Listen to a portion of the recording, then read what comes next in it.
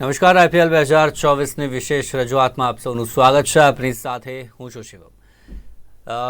આઈપીએલની વાત કરીએ તો અંતિમ હવે પડાવમાં છે આઈપીએલ, અને સાથે જ વાત કરીએ ગઈકાલની મેચની, તો ગઈકાલની મેચે ક્યાંક ને ક્યાંક હજી પણ જે પોઈન્ટ્સ ટેબલ છે તેને વધુ રસપ્રદ બનાવી દીધું છે, અને ઘણા ઉતાર ચઢાવ હવે આજે પોઈન્ટ્સ ટેબલમાં જોવા મળ્યા છે. બે ટીમો કે જે લગભગ ગઈકાલે દિલ્હી જીત્યું છે, છતાં પણ દિલ્હીને કોઈ ફાયદો નથી થયો તેવું લાગી રહ્યું છે. દિલ્હી અને લખનઉ બંને ટીમો લગભગ બહાર છે તેવું કહી શકાય છે. હજુ સંપૂર્ણ રેસમાંથી બહાર નથી, પરંતુ લગભગ આ બંને ટીમો કે જે બહાર થઈ ગઈ છે. રનરેટના આધારે આપણે વાત કરીએ તો ખરાબ રનરેટના કારણે અત્યારે આ ચર્ચા કે જે ચોક્કસથી આપણે કરવી પડશે. ત્યારબાદ આપણે વાત કરીએ તો પ્રથમ સ્પોટ પર અત્યારે કોલકાતા છે, ત્યારબાદ બીજામાં જે રાજસ્થાન રોયલ્સ છે. આજની તેમની મેચ છે અને આજે જીતીને તે પ્રથમ બેમાં પૂરું કરવા માગશે, નિશ્ચિત કરવા માગશે કે પ્રથમ બેમાં તેઓ રહી શકે.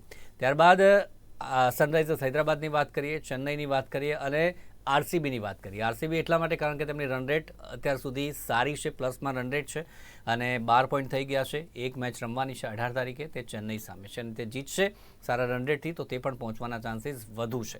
બીજી તરફ ચેન્નઈને તેમણે હરાવવું પડશે. ગઈકાલે મેચ જે રમાઈ દિલ્હી કેપિટલ્સ અને લખનઉ સુપર જાયન્ટ્સ વચ્ચે, દિલ્હીએ પ્રથમ બેટિંગ કરી, 208 રનનો સ્કોર બનાવ્યો અને બીજી બેટિંગ કરતાં લખનઉ 189 રન જ બનાવી શકી. બે જે ખેલાડીઓ, જેમાં પૂરનની આપણે વાત કરીએ, તેમણે એક સારો સ્કોર કે જે બનાવ્યો હતો, પરંતુ મેચ લખનઉ કે જે હારી ગઈ, દિલ્હી જીતી ગઈ. છતાં પણ જે પ્રકારે વાત કરીએ તો માર્જિન ઓછું હોવાથી રનરેટમાં કોઈ પણ ફાયદો નથી થયો. વાત કરીશું આજે જે મેચ રમાવાની છે રાજસ્થાન અને પંજાબ. પંજાબ તો ઓલરેડી બહાર થઈ ગયું છે, પરંતુ હવે જતાં ક્યાંક ને ક્યાંક અન્ય ટીમોને ફાયદો કરાવી જાય કે અન્ય ટીમોને નુકસાન કરાવી જાય અને પોતાની શાખ માટે ક્યાંક ને ક્યાંક આ મેચ કે જે પંજાબ કિંગ્સ જીતવા માગશે. અને રાજસ્થાન કે જે આજની મેચ જીતીને પ્રથમ બેમાં જ પોતાનું જે લીગ સ્ટેજ છે તે પૂરું કરે અને પ્રથમ ક્વોલિફાયર રમે, તે પ્રકારે તેમની જે પ્રકારે આશા રહેશે. આજ બંને મેચ પર આપણે ચર્ચા કરીશું. ચર્ચા કરવા માટે મારી સાથે મારા સ્પોર્ટ્સ એક્સપર્ટ અશોક મિસ્ત્રી જોડાઈ ગયા છે. અશોકભાઈ, સ્વાગત છે આપનું. Thank you so much. સૌથી પહેલાં તો ગઈકાલની મેચ દિલ્હી અને લખનઉ, ભલે દિલ્હી જીતી ગઈ, પરંતુ જે પ્રકારે મેં વાત કરી કે રનરેટમાં કોઈ મોટો ફેરફાર નથી થયો, માઇનસમાં રનરેટ છે, એટલે હજી હવે કંઈક તેમના જે ચાન્સીસ છે તે ખૂબ જ ઓછા થઈ ગયા છે. દિલ્હીના જીત્યા બાદ પણ લખનઉ પણ ક્યાંક ને ક્યાંક વધુ ઓછી રનરેટના કારણે માઇનસમાં, તે પણ હવે લગભગ બહાર માનવામાં આવી રહ્યું છે. તો કઈ રીતે જોવો છો ગઈકાલની મેચ અને સાથે જે પોઈન્ટ્સ ટેબલમાં હવે આરસીબીની મજબૂત સ્થિતિ બની ગઈ છે અચાનકથી જ હવે? વેલ, તમે વાત કરી કે દિલ્હી સારું રમ્યું અથવા તો જીત્યા, છતાં પણ એમનો જે નેટ રન રેટ છે એ નેગેટિવમાં છે, એટલે એમને નુકસાન ગયું છે. આપણે ઘણીવાર ચર્ચા કરતા હોઈએ છીએ કે નેટ રન રેટ કેટલો અગત્યનો હોય છે. શરૂઆતની મેચોથી જો નેટ રન રેટ ઉપર ધ્યાન રાખવામાં આવે તો અત્યારે જે છે એનો ફાયદો થાય છે. પણ આ ટીમે શરૂઆતની મેચો હાર્યા પછી જીત્યા અને એ રીતે મિક્સ એમનું પરફોર્મન્સ રહ્યો છે, એટલે ત્યાર પછી આવ્યા છે, એટલે એમનું માઇનસમાં નેટ રન રેટ છે, એટલે ક્વોલિફાય થવાની શક્યતાઓ એમની લગભગ એલિમિનેટ થઈ ગઈ એમ કહી શકાય, અથવા તો ટીમ એલિમિનેટ થઈ ગઈ. Lucknow on the other hand હાર્યા પણ છે, મેચ પણ ભલે રમવાની હોય, પણ એમની સ્થિતિ પણ કઈ એટલી સારી નથી કે જે ક્વોલિફાય થવા સુધી પહોંચે. તો આ બે ટીમોએ પોતાનો જે પરફોર્મન્સ છે, પોતાના પરફોર્મન્સમાં કોઈ સુધારો કર્યો નથી.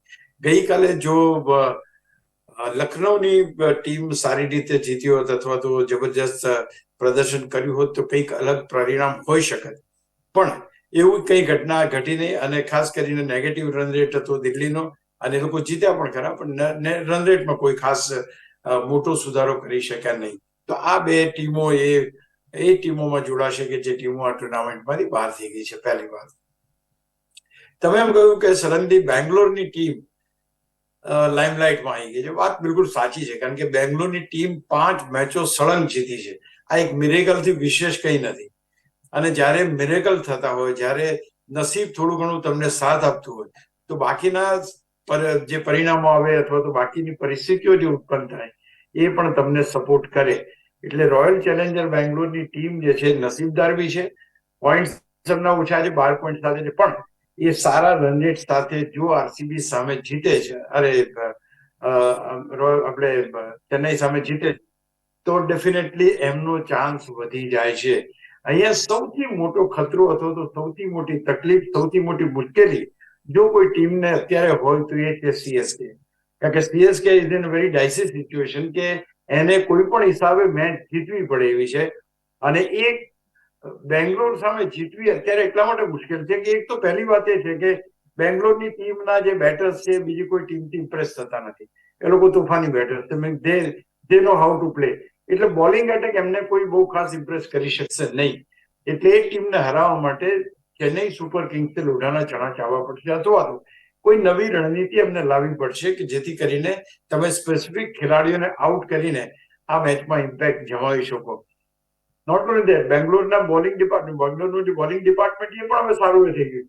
તો બધાને ક્યાંક ને ક્યાંક એમ સ્મેલ થઈ જાય કે આપણે જીતી શકીએ છીએ ને આપણે પ્લેઓફમાં જઈ શકીએ છીએ. એ જે જુસ્સો છે, એ જે જનૂન છે, એ જીતવાની જે વાત છે, એ ક્યાંક ને ક્યાંક ચેન્નઈ સુપર કિંગ્સને ભારે પડી શકે છે. કારણ કે Chennai super king no doubt defending champion છે, આવી જશે તો ચેમ્પિયન બને એવી પણ એમની શક્યતાઓ બહુ ઘણી બધી છે.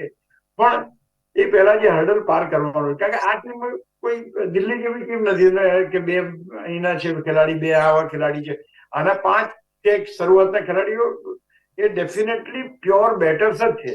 વિરાટ કોહલી, ફાફ ડુપ્લેસિસ, મેક્સવેલ, પાટીદાર, આ બધા જબરજસ્ત ખેલાડીઓ છે અને they are really doing terrific work. એટલે એ ક્યાંક ને ક્યાંક એમને ભારે પડી શકે એમ છે. એટલે અહીંયા બહુ જ અગત્યનું છે કે તમે કઈ ટીમ સામે રહો છો.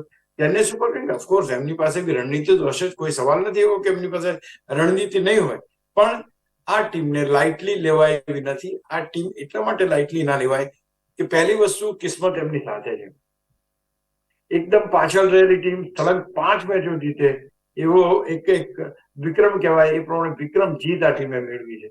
અને હવે જયારે આગળ વધી રહી છે ત્યારે એની ટીમ બોલિંગથી અથવા બેટિંગથી કોઈ પણ ટીમનો સરખો સામનો કરી શકે એ સ્થિતિમાં છે. You have to take care. બાકીની જે ટીમો છે, કેકેઆર ની વાત કરો તમે કે રાજસ્થાનની વાત કરો, એ હવે પહેલું બીજું કોણ છે એ સ્થાન માટે મોટા ભાગે ધમાલ હશે. બટ અહીંયા આગળ અસ્તિત્વનો જંગ જો કોઈ ટીમ રમી રહી હતી અત્યારે ચેન્નઈ સુપર કિંગ્સ મારી દ્રષ્ટિએ જ્યારે એમની મેચ હોય ત્યારે એમને બેંગ્લોર સામે સારા માર્જિનથી જીતવું પડે. નહીતર 14 પોઈન્ટ વાળી વધારે સારી જે ટીમો છે એ ટીમો આગળ નીકળી જવાની પૂરેપૂરી શક્યતા છે. જે પ્રકારે વાત કરીએ કે ગઈકાલની મેચ દિલ્હી અને લખનઉ, તેમને તો કોઈ ફાયદો ચોક્કસથી નથી થયો, રન રેટ નથી એટલે. પરંતુ બીજી તરફ જે અન્ય એક ટીમ છે જે એસઆરએચની વાત કરીએ, તે તો લગભગ હવે ફાઇનલ થઈ ગઈ છે. કારણ કે 14 પોઈન્ટ છે, નેટ રન રેટ પણ પ્લસ 0.4 છે. એટલે આઈ થિંક બંને મેચો હવે જો તે હારે છે તો 150 કરતાં પણ વધારે માર્જિનથી તેમને હારવી પડશે, તો જ નેટ રન રેટમાં બહુ વધારે ફરક આવી શકશે. એટલે કે એસઆરએચ પણ લગભગ ફાઇનલ ગણી શકાય આપણે. હૈદરાબાદને ગુજરાત ટાઇટન્સ અને પંજાબ સામે રમવાનું છે. એટલે એકંદરે તમે જુઓ તો એટલી જબરી ટીમો નથી, એટલી મજબૂત ટીમો નથી. પણ એ છતાંય જતા આ ટીમો કોઈ અપસેટ ના સર્જે એ જોવાનું કામ હવે હૈદરાબાદ. ઓફકોર્સ બંને મેચો જીતી જાય એટલે કોઈ બીજો એવો પ્રોબ્લેમ છે નહીં. પણ તે છતાંય they have to keep that in mind કે ભાઈ માર્જિન્સ એ રાખવાના છે, માર્જિન્સ રાખીને જીતે. માર્જિન એમને તો 2 પોઈન્ટ્સ જ જોઈએ છે, પણ કોઈ પણ મેચ કોઈ અપસેટ થઈને હારી જાય એવી સ્થિતિમાં ન મુકાય, એ એમને ખાસ કરીને ધ્યાન રાખવું પડશે. અને એક સ્પોટ માટે અત્યારે ધમાચકડી ચાલી રહી છે, એ આપણે હમણાં ડિસ્કસ કરીએ. અહીં આગળ હૈદરાબાદની સ્થિતિમાં બંને મેચો હારી જાય અને મોટા માર્જિનથી હારી જાય એવી શક્યતા નથી. કારણ કે જે બંને ટીમો અત્યારે એમને રમવાનું છે એ મુંબઈ ઇન્ડિયન્સ બી તળિયાની ટીમ છે અને પંજાબની ટીમ પણ તળિયાની છે. એટલે હું નથી માનતો કે કોઈ હૈદરાબાદને કોઈ એમ લાગે કે ભાઈ આ ટીમ બહાર થઈ જશે, તો એવી શક્યતાઓ મને તો બહુ ઓછી દેખાય છે.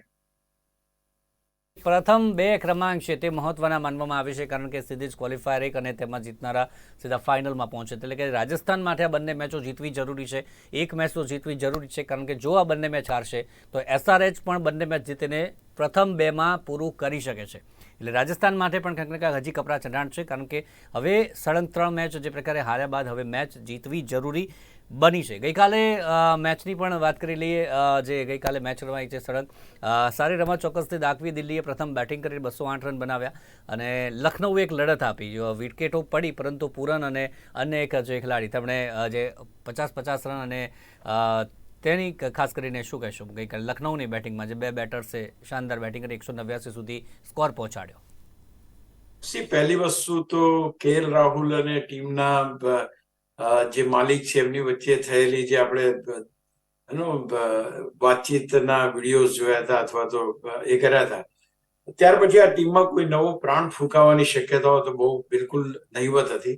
અને ઘણા બધા એટલા ખેલાડીઓ છે, ડીકોક છે, સ્ટોઇનિસ છે, હુડ્ડા છે, બદોની છે, કૃણાલ છે, આ તમામે તમામ ખેલાડીઓ નિષ્ફળ નીવડ્યા. તમે કહ્યું એકાદ બે પેલા એને બાદ કરતા કોઈ સારું રમ્યું નહીં અને ટીમને એક હારનો સામનો કરવો પડ્યો. કોઈ ટીમ સ્પિરિટ જેવી વાત નહોતી, કોઈ ટીમમાં એકબીજાને સાથે લઈને અથવા તો કેલ્ક્યુલેટિવ રમવાની વાત નહોતી. It was just to end the match, કે ભાઈ આ મેચ પતે એટલે આપણે ગંગાના એના જેવી વાત કાલે દેખાઈ. અને અધરવાઇઝ આટલા 6 ખેલાડીઓ, ડીકોક ના રમ્યા, તમે જુઓ, સોઇનિસ નહીં, હુડા નહીં, બદોની નહીં, કૃણાલ નહીં, તો આ બધા ખેલાડીઓ તો રમી શકે એવા છે. એવું તો થોડું છે કે, અને કઈ એટલો મોટો માર્જિન હતો નહીં, 189 તો ઓલરેડી થઈ ગયા હતા, તો દે કુડ હેવ ડન ઇટ, પણ બન્યું નહીં. અને બીજું એક વસ્તુ એ પણ છે કે Delhi has got a better bowling side. Let me tell you, દિલ્હીના બોલર્સ જબરજસ્ત છે. અને વિચાર કરો કે એક જમાનાના કેપ્ટન રિકી પોન્ટિંગની સામે જેને જબરજસ્ત બોલિંગ કરી છે, ઈશાંત શર્માએ ગઈકાલે શાનદાર બોલિંગ કરીને 3 વિકેટો લીધી. અનુભવ, એક્સપિરિયન્સ ઓલવેઝ કાઉન્ટ્સ, કે એવા અણીના સમયે ખેલાડીઓને રન ના બનાવવા દીધા અને મેચ જીતવામાં સફળતા મળી. દરેક bowler, all bowlers have bold very well. અને અહીંયા આગળ એક વસ્તુ પહેલી જ મેં તમને કહ્યું એ પ્રમાણે કે તમારો ડબલ ફિગરમાં છ ખેલાડીઓ ડબલ ફિગરમાં જ નથી પહોંચ્યા. હવે આ જો સ્ટેટ ઓફ અફેર્સ હોય તો 101 કે 2 ખેલાડીઓથી તમે 200 રન બનાવી શકો એવી શક્યતા બહુ દેખાય નહીં. અને સિમિલર થિંગ હેઝ હેપન. પૂરન અત્યાર સુધી નથી રમ્યા, ગઈકાલે રમ્યા. સ્ટોઇનિસ એક મેચમાં રમ્યા, ત્યાર પછી ક્યારેય નથી રમ્યા. તો એકદમ ઇનકન્સિસ્ટન્ટ જેને કહેવાય એવી બેટિંગ જોવા મળી. ડીકોક એકવાર આવે છે, એકવાર જાય છે, રમે છે, નથી રમતા. એ ફર્સ્ટ મેચમાં, if I am not mistaken, he has played big inning. ત્યાર પછી કોઈ મેચમાં એ રમતા નથી. તો આ બધી પરિસ્થિતિઓને જોઈએ તો આ બધી ટીમો એમની ભૂલોને કારણે જ બહાર થઈ છે. ખાસ કરીને કેએલ રાહુલની ટીમ, એક બહુ જ મોટી અપેક્ષા હતી આ ટીમ પાસેથી. પણ જયારે પોતાનો કેપ્ટન જ જો લીડિંગ ફ્રોમ ધ ફ્રન્ટ ના હોય, અથવા તો પોતાનો કેપ્ટન જ જો પ્રેરણારૂપ રમતો ના હોય, તો તમે જો એની બોડી લેંગ્વેજ જ નેગેટિવ હતી.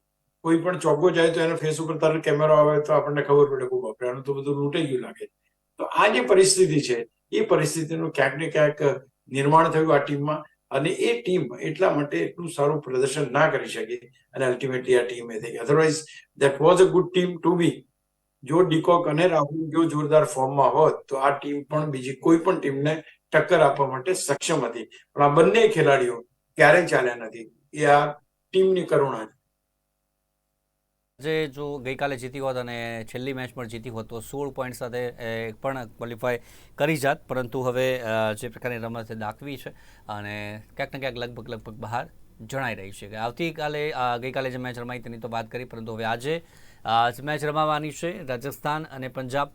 પંજાબ તો ચોક્કસથી બહાર એલિમિનેટ થઈ ગઈ છે, બહાર નીકળી ગઈ છે, પરંતુ રાજસ્થાન માટે આ મેચ જીતવી જરૂરી છે. કારણ કે પ્રથમ બેમાં જો પૂરું કરવું છે તો બંને મેચ જીતવી જરૂરી બની જશે. કારણ કે હજી એસઆરએચ પણ 18 પોઈન્ટ સુધી પહોંચી શકે છે, સીએસકે પણ નેટ રન રેટ તેમના કરતાં સારી છે, તે પણ 16 પોઈન્ટ સુધી પહોંચી શકે છે. એટલે કે રાજસ્થાનને બંને મેચ જીતવી જરૂરી છે. એબ્સોલ્યુટલી, આઈ મીન રાજસ્થાન સક્ષમ ટીમ છે, પહેલી વાત એ છે. અને ઓફકોર્સ એમનો જે main opening batsman Buttler is not there in the team, આ વખતે છે નહીં, એટલે ફટકો પડશે એ લોકોને. But they can still win it. એવું કંઈ નથી કે આ ન રમી શકે.